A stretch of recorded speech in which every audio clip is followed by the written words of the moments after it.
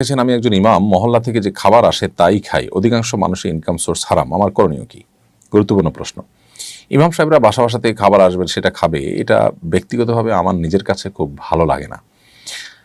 কারণ হলো, প্রথমত নানান জনের নানান উপার্জনের ব্যাপার আছে, দ্বিতীয়ত হলো ইমাম সাহেবের একটা আত্মসম্মানের ব্যাপার আছে। প্রয়োজনে মসজিদ কর্তৃপক্ষ ইমাম সাহেবকে খাবার দাবার বাবদ আলাদা ভাতা দিয়ে দিবেন, তিনি তার মতো করে রান্না করে নেবেন বা খাবার জোগাড় করে নেবেন। বাসা বাসা থেকে খাবার আসবে, এটা দেখতে ভালো দেখা যায় না। একটা সময় হয়তো এত অ্যাক্সেস ছিল না, মানুষ তখন এগুলোর উপর নির্ভর করেছে, এখন আলহামদুলিল্লাহ বহু সুযোগ আছে। সো ইমাম সাহেবদের এই উপায় থেকে, এই পদ্ধতি থেকে তাদের বের হয়ে আসা উচিত এবং মসজিদ কর্তৃপক্ষেরও সেখানে সহযোগিতাপূর্ণ মানসিকতা থাকতে হবে। মূল প্রশ্ন উত্তর যদি আমরা আসি যে বেশিরভাগ মানুষের ইনকাম সোর্স হারাম, আপনার খাবার যে ইমাম হিসাবে আপনার খাবার যে বাসাগুলোতে আছে তাদের শুধু হারাম উপার্জনই আছে, কোনো হালাল উপার্জন নেই, এটা যদি আপনি জানতে পারেন তাহলে তাদের বাসার কোনো কিছু আপনার জন্য খাওয়া হালাল হবে না।